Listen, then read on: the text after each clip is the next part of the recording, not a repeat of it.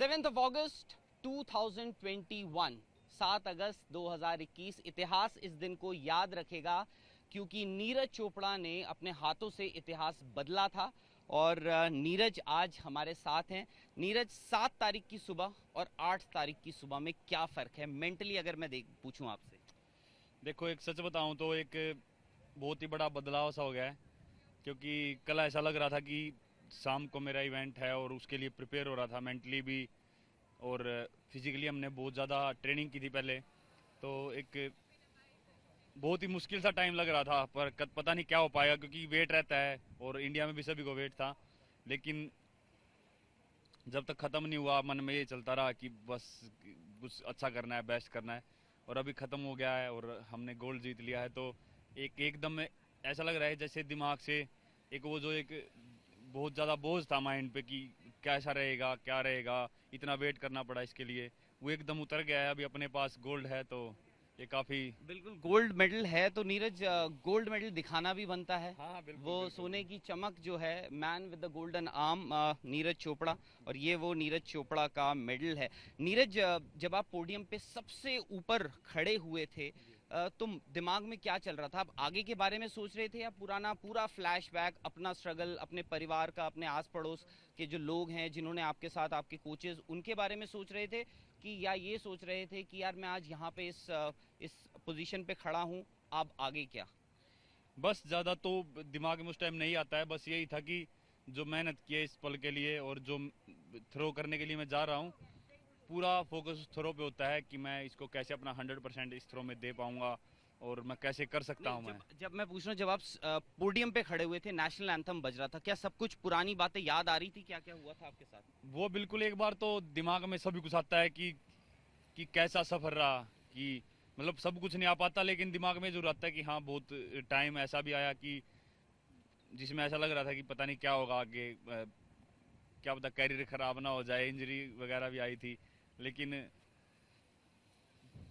वही है कि एक वो ये गोल्ड जीतने के बाद सब कुछ ऐसा लगा कि कोई बात बहुत। नहीं, जो भी भगवान ने किया सब ठीक था। मैं आपको बता रहा हूँ, आपने बहुत लोगों को रुलाया है हिंदुस्तान में जब आपने वो मेडल जीता ना। जी। और हिंदुस्तान में देखिए, क्रिकेट एक बहुत पॉपुलर स्पोर्ट है, पर पूरे हिंदुस्तान ने कल नीरज चोपड़ा को देखा जब आप जैवलिन थ्रो इवेंट में फाइनल में क्वालिफाई करके खेल रहे थे। बहुत लोग आपके उस मोमेंट पे, जब आप पोडियम पे नेशनल एंथम बज रहा था, बहुत लोग रोए। आपके आप रोक रहे थे या आपको भी कुछ इमोशनल? नहीं, मतलब मुझे भी ऐसा लग रहा था कि मतलब अंदर से एक वो था, रोंगटे खड़े कर देने वाला मोमेंट था बिल्कुल। वो। लेकिन आंखों से आंसू तो नहीं आए, लेकिन हाँ, पर अंदर से जोश बहुत था उस टाइम पे। मतलब अच्छा, मैं बता नहीं सकता, बहुत ही ज्यादा जोश था। अगर मैं आपको बोलूं, आपने बोला बता नहीं सकता, फिर भी अगर मैं आपको बोलूं, डिस्क्राइब कर सकते हैं आप ये फीलिंग गोल्ड मेडल की? अगर आप पहन ले तो मुझे मतलब और अच्छा लगेगा कि जी। मुझे क्या, सबको अच्छा, क्योंकि ये हर किसी को भारत में, इट इज़ अ रेयरिटी, ये बहुत कम लोगों को मिलता है, जी। दिखता है।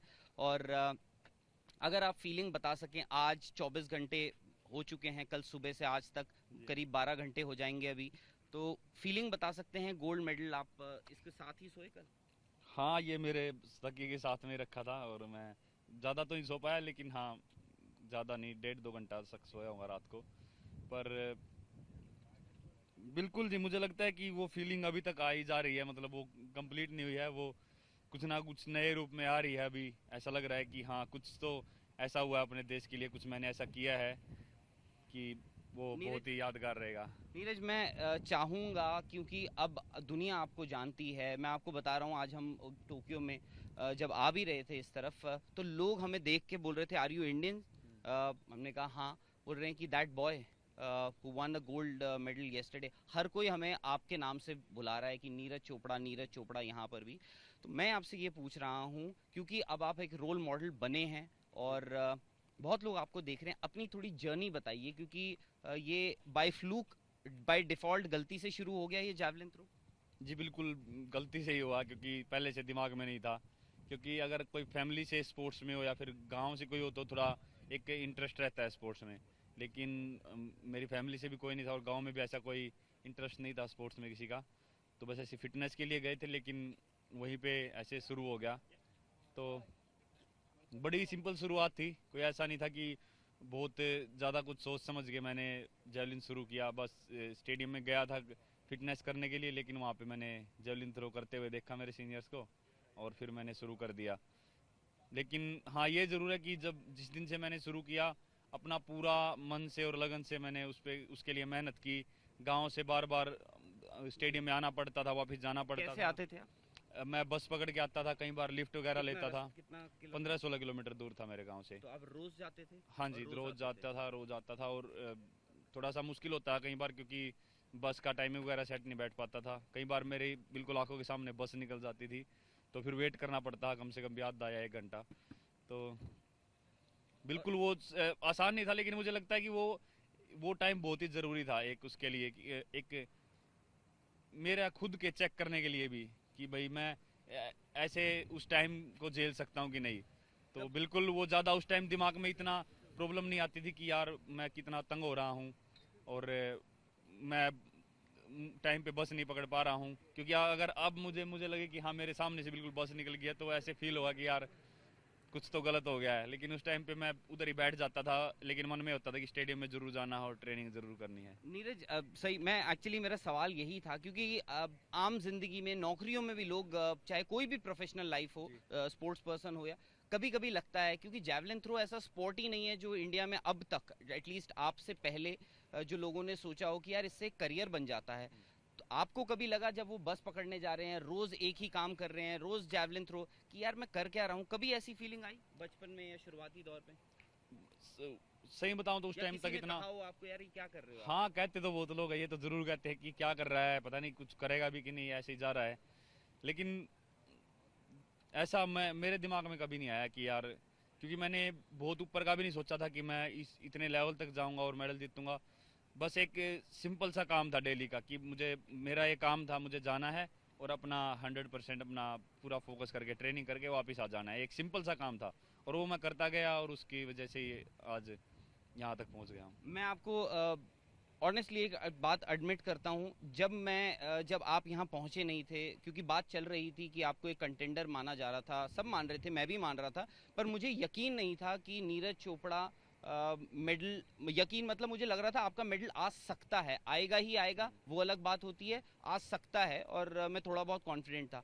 बट जब क्वालिफाइंग राउंड में आपने ऐसा किया और बाकी के जो सीजन जो लीडर्स थे वो बाहर चले गए, हमने कहा जी मेडल तो आपका आ रहा है, पर गोल्ड की उम्मीद, मैं आपको ये बात एडमिट कर रहा हूँ कि गोल्ड की उम्मीद मुझे बहुत कम थी।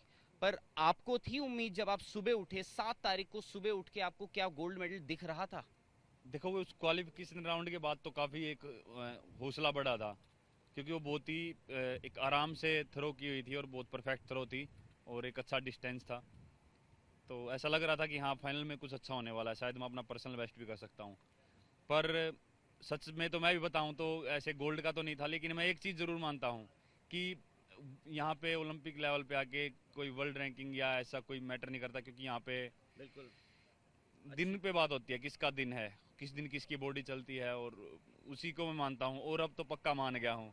क्योंकि ये एक बहुत ही एक अलग कंपटीशन था, बहुत अच्छे कॉम्पिटिटर थे, और कहीं तो क्वालिफाई राउंड में ही बाहर हो गए और फिर फाइनल में देखो सही इतना बात। जबरदस्त थ्रोअर है जोहानस वेटर, बिल्कुल। वो बेस्ट 8 से बाहर हो गया। एक अचंभा, मुझे सच में ऐसा लग रहा है, अभी तक मुझे समझ नहीं आ रहा कि क्या हुआ क्या है। मैं बताता हूँ, लेकिन ये हाँ हुआ ये है कि नीरज चोपड़ा ने गोल्ड मेडल जीता है। नीरज, क्या ये फीलिंग सरियल है कि मतलब अभी लगता है कि यार ये क्या हो रहा है, कि मतलब हुआ क्या है? अब की रियलाइजेशन होती है कभी कभार, थोड़ी लेट होती है, कुछ दिन लग जाते हैं, महीने लग जाते हैं, सालों लग जाते हैं ये पता लगने में। इस सरियल लगता है कि यार गोल्ड मेडल गले में आपके? हाँ, देखो है तो मेरे गले में, लेकिन अभी तक शायद वो पूरी तरह वो पूरी फीलिंग आई नहीं है, क्योंकि मुझे लगता है कि जब इंडिया जाऊंगा, और मैंने ज़्यादा फ़ोन वगैरह भी कुछ ज़्यादा अभी यूज़ नहीं किया है कि मैं देख सकूँ कितने लोगों ने मुझे वो किया है। अभी तक तो बस आप सभी से बात कर रहा हूँ मैं, मीडिया से, और शायद इंडिया जाऊंगा तो इस चीज़ का शायद और ज़्यादा एहसास होगा। माता पिता का क्या कहना? ऑब्वियसली ये बड़ी आम सी बात है ये पूछना कि उनको बिल्कुल प्राउड फील हो रहा होगा, पर उनका क्या कंट्रीब्यूशन रहा है, और उनसे अगर बात हुई है, उन्होंने क्या कहा है? क्योंकि हम देख रहे थे जब वो आपका फाइनल देख रहे थे, आपका ग्राउंड, आपके फादर की आंखों से आंसू निकल आए थे, वो इतना इमोशनल हो गए थे आपको वहां देख। नहीं, मैंने वैसे ऐसे स्पेशल अभी तक बात हो नहीं पाई है। ये तो बात ही नहीं करी हाँ, घर पे। नहीं हो ही नहीं, क्योंकि टाइम ऐसा मतलब स्पेशल सा मिला ही नहीं, क्योंकि मैं उनसे मैं ऐसे बात नहीं करना चाहता कि बस मेरे पास अभी 2 मिनट हैं और मैं बस फिर मुझे जाना है। अगर मैं उनके साथ बात करूंगा तो मैं अच्छे से बैठ के करूंगा, मतलब उनके लिए कुछ भी हो एक स्पेशल टाइम होना चाहिए। ऐसा नहीं होगा कि भाई अभी जैसे आप सभी से बात कर रहा हूँ तो ऐसे होता है कि यार हाँ तो मुझे जाना है और मुझे कुछ खाना खाना है ऐसा कुछ, लेकिन मैं उनसे बात करूंगा पूरे अच्छा। पूरे टाइम निकाल के और अच्छे से बात करूंगा। अच्छा, मिल्खा सिंह रोम ओलंपिक्स 4th पोजीशन, वो लेजेंड बने इस हिंदुस्तान के लिए। पीटी उषा 4थी पोजीशन उनकी आई, लेजेंड बन गई। अंजू बॉबी जॉर्ज का तो खैर वर्ल्ड चैंपियनशिप में मेडल है, ये लेजेंड है। नीरज चोपड़ा ओलंपिक्स में पहले track and field Indian athlete बने हैं जो गोल्ड मेडल लेकर आए हैं।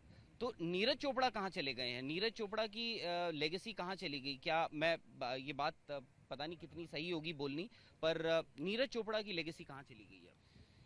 देखो जी, मैं तो अपने मुंह से तो क्या बोलूं, वो तो जो जिन लोगों ने देखा है बट फिर भी और आपके लिए जो लोग जिन्होंने उनको नाम दिया है और बस वही बता सकते हैं। और मैं मानता हूं कि मैं एक एथलीट हूँ और मेरा काम है कि मैं अपनी पूरी मेहनत करके देश के लिए खेलूं, और वो मैं कर रहा हूं। और मैं कोशिश करूंगा कि ज़्यादा से ज़्यादा मेडल जीतूं, और बाकी अपने लोगों को जो पसंद आए वो मुझे जो बोल सकते हैं बोले। वो मतलब मैं अपने मुंह से ऐसा कुछ बोलना नहीं चाहूँगा कि मैं अपने आप को कहाँ मानता हूँ, मैं बस अपना मेहनत करता रहूँगा। अच्छा, मिल्खा सिंह से अक्सर मेरी बात होती थी। वो हमेशा ये बात बोलते थे, उन्होंने ये बात आम जनता आम बातचीत में भी लोगों को बोली है कि उनका सपना है कि वो एक इंडियन को ट्रैक एंड फील्ड ओलंपिक्स में एथलेटिक्स में इंडिया का एक मेडल देखना चाहते हैं। यहाँ नीरज चोपड़ा ने गोल्ड मेडल लेकर आया है, आप आए हैं। और अनफॉर्चुनेटली आज मिल्खा सिंह हमारे साथ नहीं है। जून में ही उनका देहांत हुआ था।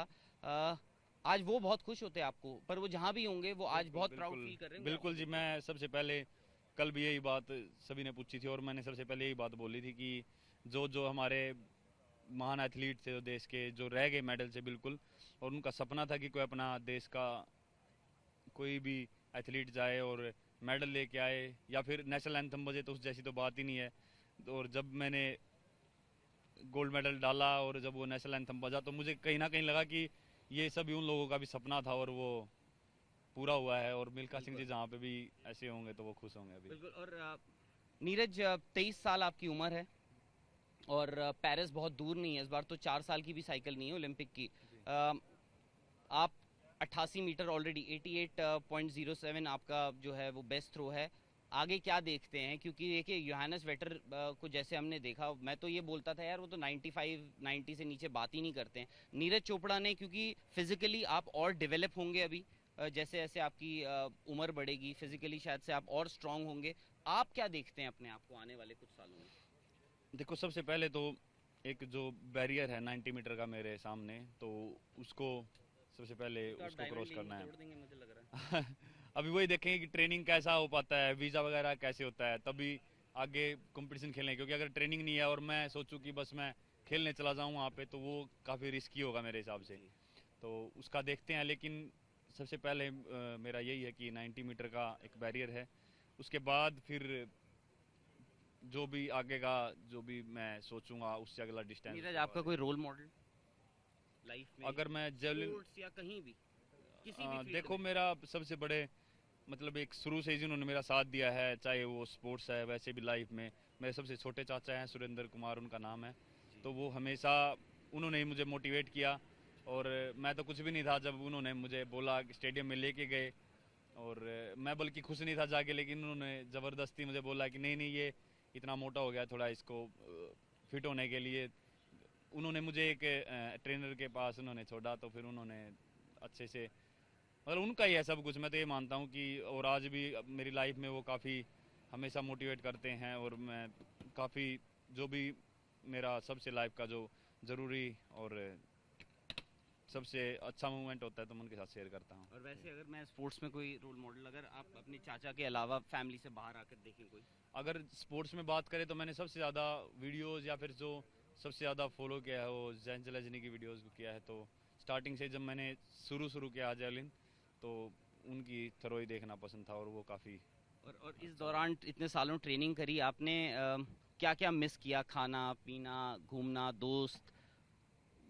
सही बताऊं तो ये पहले काफ़ी ज़्यादा मिस होते थे कि घर का खाना नहीं मिल पा रहा, इंजॉय नहीं हो पा रहा, क्योंकि जब शुरू शुरू में जब मैं स्पोर्ट्स शुरू किया था और जब मैं पटियाला गया या फिर फॉरेन में आने लगा, लेकिन अभी ट्रेनिंग की ऐसी आदत हो गई है कि हाँ बस अब तो सभी चीज़ें फीकी लगती हैं। अगर ट्रेनिंग ना हो तो फिर थोड़ा ऐसा फील होता है कि यार कुछ कुछ तो ऐसा हो रहा है लाइफ में कि कुछ अच्छा नहीं चल रहा, और बाकी सब कुछ अभी डाइट वगैरह की या फिर ऐसा खान पाना कुछ ज़्यादा याद नहीं आता है, अभी मूवीज आदत हो वगैरह गया है। देखते हैं? हाँ मूवीज़ वगैरह काफ़ी टाइम से, अभी लॉकडाउन वगैरह में देखी थी, लेकिन वैसे अभी ट्रेनिंग पे ज़्यादा फोकस चल रहा है। अभिनव बिंद्रा का अकेलापन भी दूर कर दिया अब आपने? हाँ बिल्कुल, देखो उनका काफ़ी वो भी बोल रहे थे कि हाँ कोई ऐसे आना चाहिए मुझे ज्वाइन करे, और मुझे भी पता नहीं था कि मैं कर पाऊंगा कि नहीं, लेकिन हाँ फाइनली आज मैं उनके साथ खड़ा हूँ। और उनका एक बहुत बड़ा हाथ है इंडियन स्पोर्ट्स की एक सोच खोलने में ओलंपिक लेवल पे, कि उन्होंने इंडिविजुअल में गोल्ड मेडल जीता था, और उनकी वजह से ही जो आगे जो अपने यंग एथलीट उनके बाद आए हैं, तो उनका काफ़ी ज़्यादा उसमें योगदान रहा है। बिल्कुल Neeraj, thank you very much. और यार आपने सिर्फ अपने लिए ये मेडल नहीं जीता, आपने मेरे लिए, हमारे आसपास जितने भी हिंदुस्तानी हैं, जो इंडिया में इतने सारे लाखों करोड़ों जो हिंदुस्तानी हैं, सबके लिए मेडल जीता है। और ये जो गोल्ड मेडल है ये खरीदा नहीं जाता है, कोई कितना भी अमीर हो इस मेडल को खरीद नहीं सकता है। इसको कमाना जो है वो फील्ड में कमाना पड़ता है। और नीरज चोपड़ा की सालों की जो मेहनत है वो फाइनली जो है इस गोल्ड मेडल के साथ पूरी हो गई है। उम्मीद करते हैं नीरज चोपड़ा यहाँ से इस अब ये भी नहीं बोल सकते कि जी बेहतर कैसे होंगे, गोल्ड मेडल ये ऑलरेडी जीत चुके हैं। और अब ये है कि अपने खुद के रिकॉर्ड को कैसे बेहतर करते हैं।